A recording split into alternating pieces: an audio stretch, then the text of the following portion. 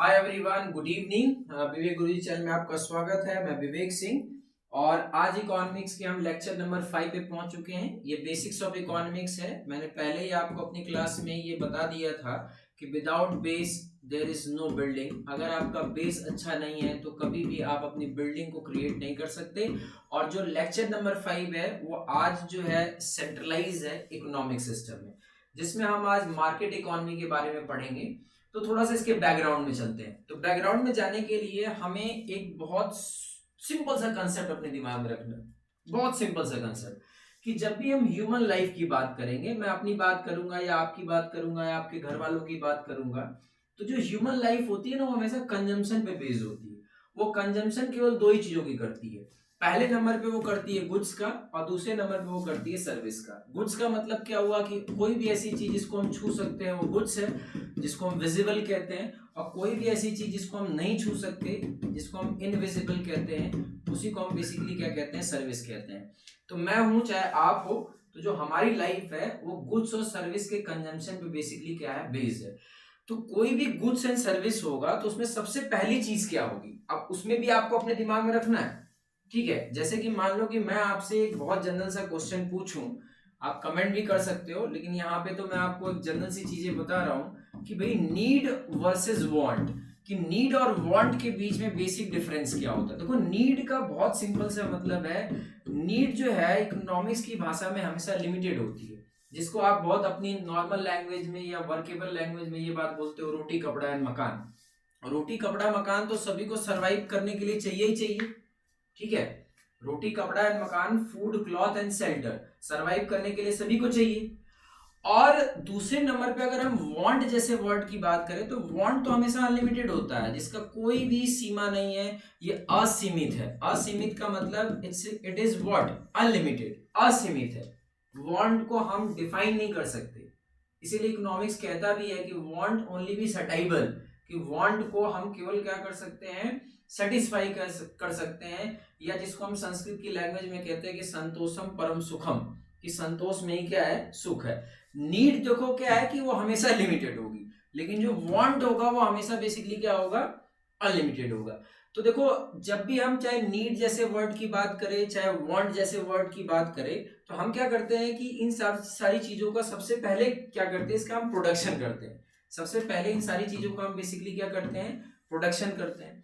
और जब आप किसी भी चीज का प्रोडक्शन करोगे तो प्रोडक्शन करने के लिए आपको क्या चाहिए, प्रोडक्शन अगर आपने कर भी दिया तो प्रोडक्शन करने के बाद आप उसको डिस्ट्रीब्यूट भी तो करोगे। कि अगर कोई भी गुड्स है, कोई भी सर्विस है, आपने उसको प्रोड्यूस कर दिया, तो जिसके लिए प्रोड्यूस किया तो वहां तक वो पहुंचना भी चाहिए। तो उसी को हम बेसिकली यहाँ पे जो दूसरा वर्ड लिखा है हमने यहाँ पे, कि वो जो चीज का मतलब गुड्स और सर्विस जो भी हमने बना लिया है, अब वो उस नीडी पीपल तक, उस जरूरतमंद इंसान तक पहुंचनी चाहिए। ये बात क्लियर होनी चाहिए आपके दिमाग में। अब जो है, अगर हम बात करेंगे तो अगर आप प्रोडक्शन करोगे तो प्रोडक्शन करने के लिए आपको एसेट की जरूरत पड़ेगी, क्योंकि बिना एसेट के, बिना प्रोडक्टिव एसेट के कोई भी प्रोडक्शन तो हो नहीं सकता। और उसके लिए आपको पैसा चाहिए, और वो पैसा जब आप उसको खर्च करते हो तो उसी को आसान भाषा में हम बेसिकली क्या कहते हैं, इन्वेस्टमेंट कहते हैं। कि मान लो कि मैं आपको एक सर्विस दे रहा हूं, और सर्विस देते समय मेरे पास डिजिटल बोर्ड है, मेरे पास कैमरा है, मेरे पास लैपटॉप है, तो ये एक प्रोडक्टिव एसेट है। इसको खरीदने के लिए तो हमने पैसा लगाया ना, अब पैसा लगा दिया तो वो मेरी भाषा में इन्वेस्टमेंट हो गया। और एक आम नागरिक की भाषा में या आम बोलचाल की भाषा में या वर्केबल लैंग्वेज की भाषा में वो बेसिकली क्या हुआ कि खर्च कर दिया, लेकिन ये हमारी भाषा में एक इन्वेस्टमेंट है। ठीक है, तो पहले क्या होगा कि हम चीजों को प्रोड्यूस करेंगे, और प्रोड्यूस करने के बाद उसको बेसिकली क्या करेंगे, प्रोड्यूस करने के लिए हमें प्रोडक्टिव एसेट की जरूरत पड़ेगी, और प्रोडक्टिव एसेट के लिए हमें पैसा लगाना पड़ेगा। जब हम पैसा लगा देंगे, जब हम पैसा खर्च कर देंगे, तो उसी को हम इकोनॉमिक्स की लैंग्वेज में क्या कहते हैं, इन्वेस्टमेंट कहते हैं। अब अगर हम बात करते हैं नेक्स्ट नंबर पे कि भाई कौन इन्वेस्ट करेगा और क्यों इन्वेस्ट करेगा। ठीक है, कौन इन्वेस्ट करेगा और क्यों इन्वेस्ट करेगा, यही जो क्वेश्चन मार्क है, इसी क्वेश्चन मार्क को हम इकोनॉमिक सिस्टम कहते हैं। इसी क्वेश्चन मार्क को बेटा हम क्या कहते हैं, इकोनॉमिक सिस्टम कहते हैं। तो इसी इकोनॉमिक सिस्टम के बारे में हम समझने वाले हैं, जिसमें और जब कभी भी आप इकोनॉमिक सिस्टम को समझने जा रहे हो तो आपके दिमाग में सबसे पहली चीज क्या होनी चाहिए, क्योंकि देखो कोई भी गुड्स और सर्विस अगर दुनिया में बन रही है, कोई भी गुड्स और सर्विस अगर दुनिया में क्या हो रही है, बन रही है, तो वो बेसिकली रिजल्ट किसका है, रिसोर्स का। क्योंकि बिना रिसोर्स के हम कोई भी गुड्स एंड सर्विस बना नहीं सकते। ठीक है, हमारे पास कोई रिसोर्स है तो रिसोर्स का हमने पहले क्या किया, प्रोडक्शन किया। प्रोडक्शन करने के बाद हमने उसका एक प्राइस डिसाइड किया। प्राइस डिसाइड करने के बाद हमने उसको क्या किया, डिस्ट्रीब्यूट किया। ये आप दुनिया के किसी भी इकोनॉमिक सिस्टम को पढ़ोगे तो ये पहली चीज कॉमन होगी कि कोई भी गुड्स एंड सर्विस बिना रिसोर्स के नहीं बन सकती। ठीक है, तो पहले रिसोर्स का प्रोडक्शन होगा, दूसरे नंबर पे उसका प्राइस डिसाइड किया जाएगा, और लास्ट नंबर पे उसका क्या होगा, डिस्ट्रीब्यूशन होगा। और जब हम डिस्ट्रीब्यूशन जैसे वर्ड पे आते हैं तो इसी को हम सप्लाई नेटवर्क कहते हैं, या इसको आप अपनी भाषा में डिस्ट्रीब्यूशन नेटवर्क कर सकते हैं। कि मान लो कि हमने यहाँ पे एक एग्जांपल लिया कि ये कोल है, ठीक है, कोल एक रिसोर्स है, तो अब इस कोल का कोई प्रोडक्शन करेगा, फिर दूसरे नंबर पे उसका प्राइस डिसाइड करेगा, तीसरे नंबर पर डिस्ट्रीब्यूट करेगा। अब ये जो डिस्ट्रीब्यूशन जैसा वर्ड है, यहाँ पे जब हम आते हैं तो हमें यहाँ पे अपने दिमाग में रखना चाहिए कि मान लो कि अगर कोल है, मतलब अगर हम कोयले की बात करें, हो सकता है कि जो ये कोयला है, ठीक है ना, वो गवर्नमेंट ऑफ इंडिया क्या कर रही हो, गवर्नमेंट ऑफ इंडिया उसका प्रोडक्शन कर रही हो, गवर्नमेंट ऑफ इंडिया उसका प्राइस डिसाइड कर रही हो, और गवर्नमेंट ऑफ इंडिया ही उसको लोगों तक क्या कर रही हो, डिस्ट्रीब्यूट कर रही हो। यह हो सकता है कि जो ये कोयला है, मतलब जो ये कोल है, इसका जो प्रोडक्शन है वो रिलायंस इंडस्ट्रीज कर रहा हो। तो जब रिलायंस इंडस्ट्रीज करेगा तो उसी को हम मार्केट बोलेंगे, या उसी को हम प्राइवेट बोलेंगे।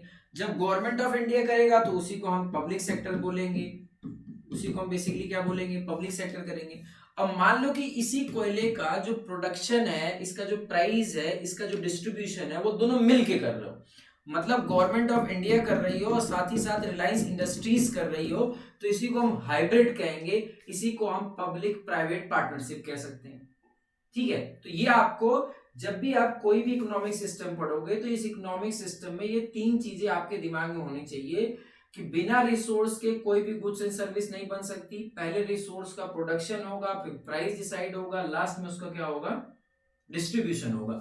जब डिस्ट्रीब्यूशन जैसे टॉपिक पे पहुंचेंगे तो उसी को हम सप्लाई नेटवर्क कहते हैं। और सप्लाई नेटवर्क का काम या तो सरकार कर सकती है, या तो बाजार कर सकता है, तो दोनों मिलकर कर सकते हैं, या तो गवर्नमेंट कर सकती है, या तो मार्केट कर सकता है, या तो दोनों मिलकर कर सकते हैं। जब गवर्नमेंट करती है तो उसी को आप पब्लिक सेक्टर बोलते हो, और जब मार्केट करती है तो उसी को आप प्राइवेट सेक्टर कहते हो, और जब दोनों मिलके करते हैं तो उसी को हम बेसिकली क्या कहते हैं, ट्रिपल पी कहते हैं, मतलब पब्लिक प्राइवेट पार्टनरशिप कहते हैं। तो ये बात आपको हर इकोनॉमिक सिस्टम में अपने दिमाग में अच्छे से तरीके से बैठा लेनी है।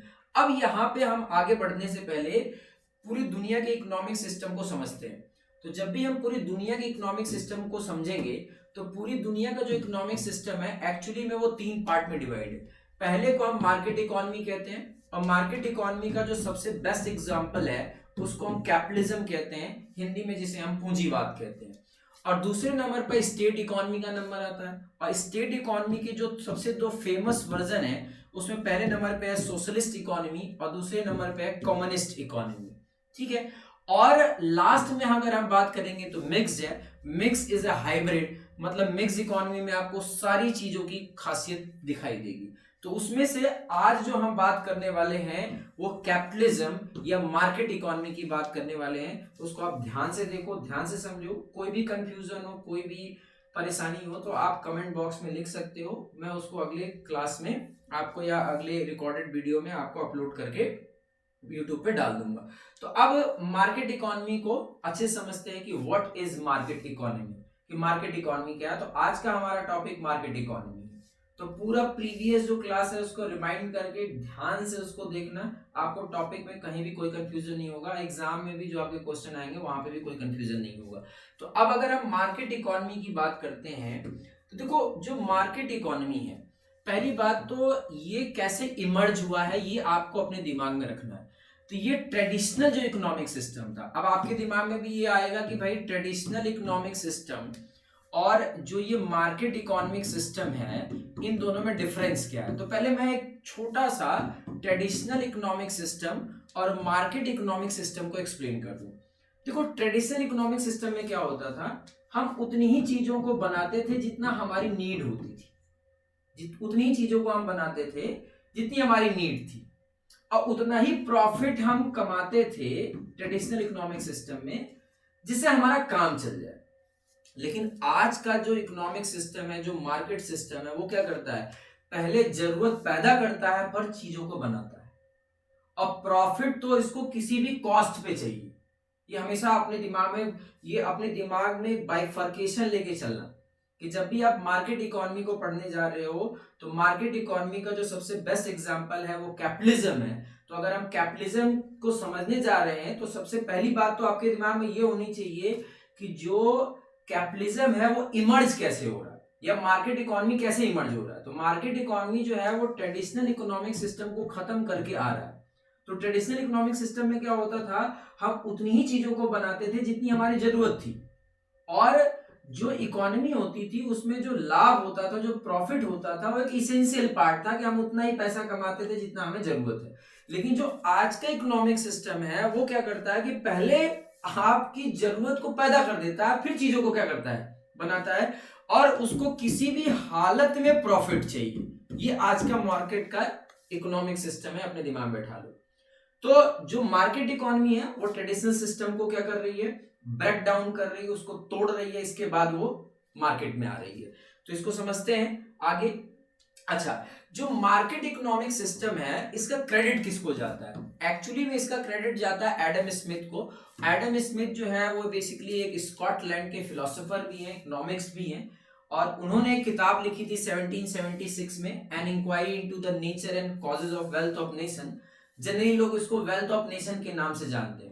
तो इसी किताब से, मतलब इस बुक से, इस फिलॉसफी का या इस मार्केट इकोनॉमी का बेसिकली ओरिजिनेशन होता है, और उसी मार्केट इकोनॉमी का जो सबसे बेस्ट एग्जांपल है, जिसको हम बेसिकली क्या कहते हैं, कैपिटलिज्म कहते हैं, तो हम उसी के बारे में समझने वाले हैं। तो ये एक फैक्चुअल क्वेश्चन है कि अगर एक जनरल जानकारी होनी चाहिए कि भाई जो एडम स्मिथ है, एडम स्मिथ क्या कर रहा है, किताब लिख रहा है, और वो किताब कब लिख रहा है, 1776 में। उस किताब का नाम क्या है, an inquiry into the nature and causes of wealth of nation. अगर आप इस किताब के टाइटल को देखेंगे तो आपको क्लियर हो जाएगा कि इन्होंने किया कुछ नहीं था, इन्होंने जितने भी नेचुरल रिसोर्सेस थे उसकी इंक्वायरी की, कि किसी भी नेचुरल रिसोर्स को, किसी भी कंट्री के नेचुरल रिसोर्स को कैसे एक्सप्लॉइट किया जाए, और एक्सप्लॉइट करके किसी भी कंट्री के अंदर कैसे वेल्थ को जनरेट किया जाए, मतलब वेल्थ का मतलब पैसे को जनरेट किया जाए, और वहीं से मार्केट इकोनॉमी का बेसिकली क्या होता है, जन्म होता है। तो हम अब नेक्स्ट स्लाइड में ये समझने वाले हैं कि जो मार्केट इकोनॉमी है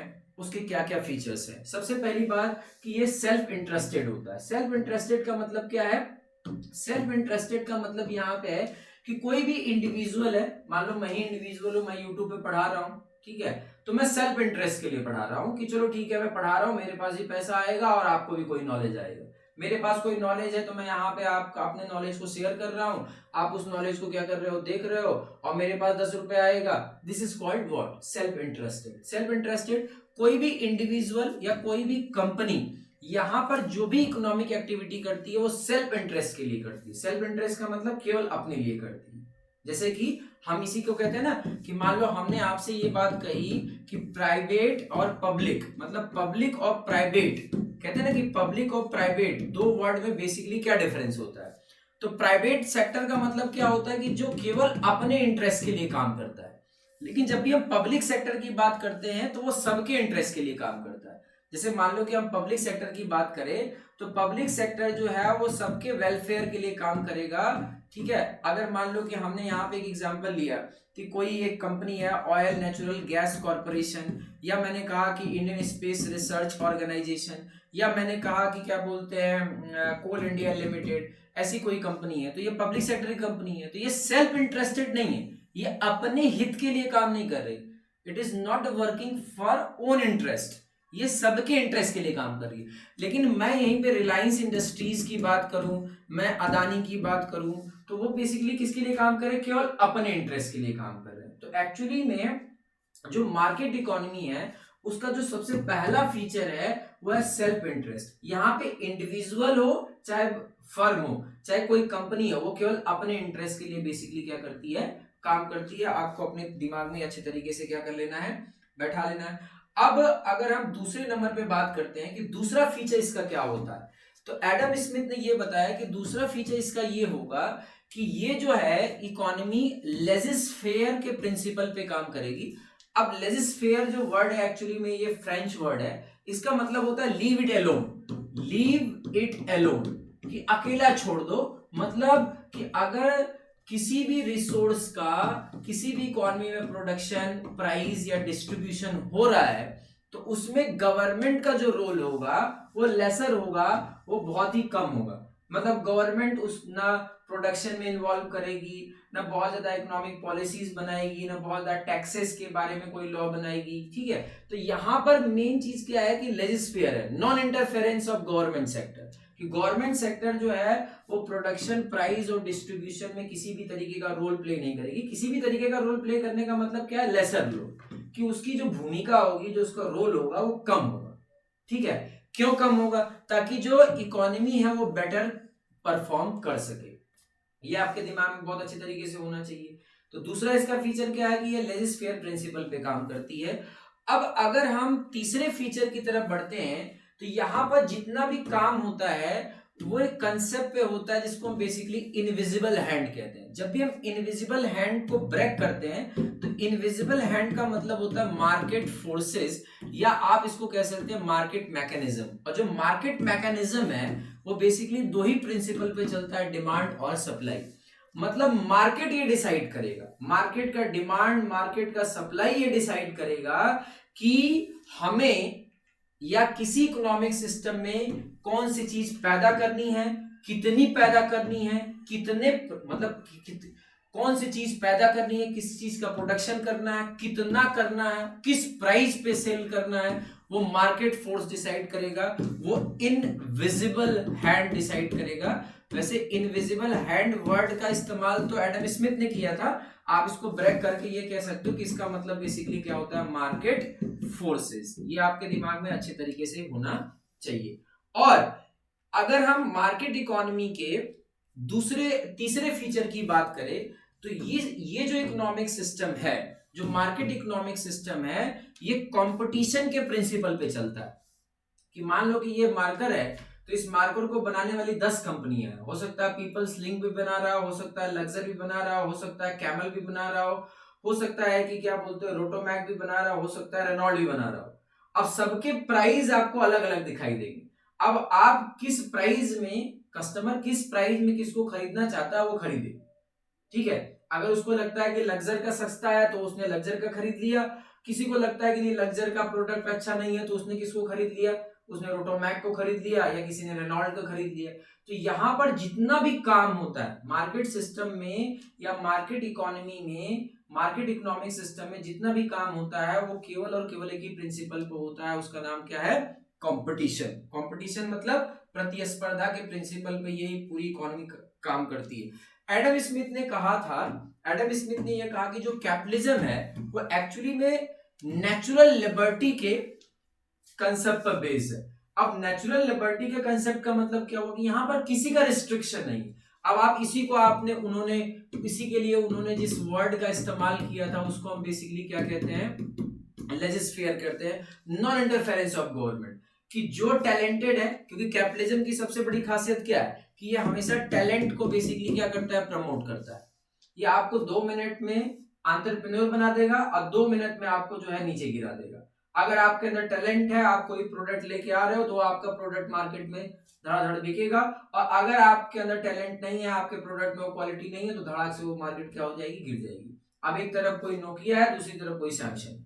ठीक है, कहां नोकिया का जो मार्केट था वो फोन के मार्केट में पूरे इंटायर वर्ल्ड को ग्रैब्स कर रखा था, आज नोकिया का कहीं पोजीशन नहीं। तो कहने का मतलब क्या है कि ये जो है नेचुरल लिबर्टी के कंसेप्ट पे चलता है, कंपटीशन के कंसेप्ट पे चलता है।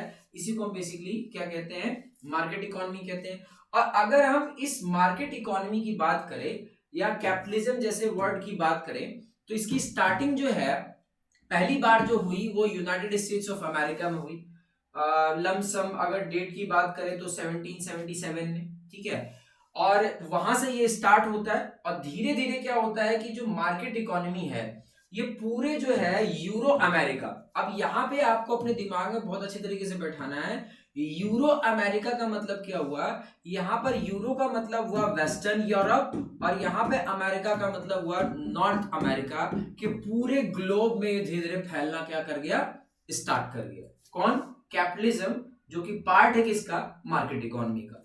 अब अगर हम नॉर्थ अमेरिका की बात करें तो उसमें हम कुछ कंट्रियों की बात करेंगे, जिस कंट्रियों में अगर हम एग्जांपल ले तो आपका यूनाइटेड स्टेट्स ऑफ अमेरिका हो गया, कनाडा हो गया, मैक्सिको होगा, यहां तक धीरे धीरे ये फैलना क्या हो गया, स्टार्ट हो गया। उसके बाद अगर हम वेस्टर्न यूरोप की बात करें तो वेस्टर्न यूरोप में आपने फ्रांस का एग्जांपल ले लेना है, यूनाइटेड किंगडम का ले लेना है, आयरलैंड का ले लेना है। इस सब जगहों पर ये धीरे धीरे क्या करना, फैलना क्या हो गया, स्टार्ट हो गया। लेकिन इस इकोनॉमी को एक बहुत बड़ा झटका लगा एडम स्मिथ के इस कंसेप्ट को, लेजिस्फेयर के कंसेप्ट को, कंपटीशन के कंसेप्ट को, इनविजिबल हैंड के कंसेप्ट को एक बहुत बड़ा झटका लगा। और वो झटका कब लगा, जब ग्रेट डिप्रेशन आया। क्योंकि आपको पता है आज तक में दुनिया में सबसे जो बड़ी मंदी आई थी वो 1929 में आई थी, और उसी को हम बेसिकली क्या कहते हैं, ग्रेट डिप्रेशन कहते हैं। और उस समय तो वॉल स्ट्रीट, जो अमेरिका का पूरा वॉल स्ट्रीट है, वो कोलैप्स कर गया, कंपनियां लॉकआउट हो गई, अनएम्प्लॉयमेंट का रेशियो बहुत हाई हो गया, पॉवर्टी का रेशियो बहुत हाई हो गया। तो इस तरीके से आप कैपिटलिज्म को समराइज कर सकते हैं, मार्केट इकोनॉमी को समराइज कर सकते हैं। तो थैंक्स फॉर वॉचिंग मी। अगले क्लास में हम स्टेट इकोनॉमी के बारे में बात करेंगे। Bye bye.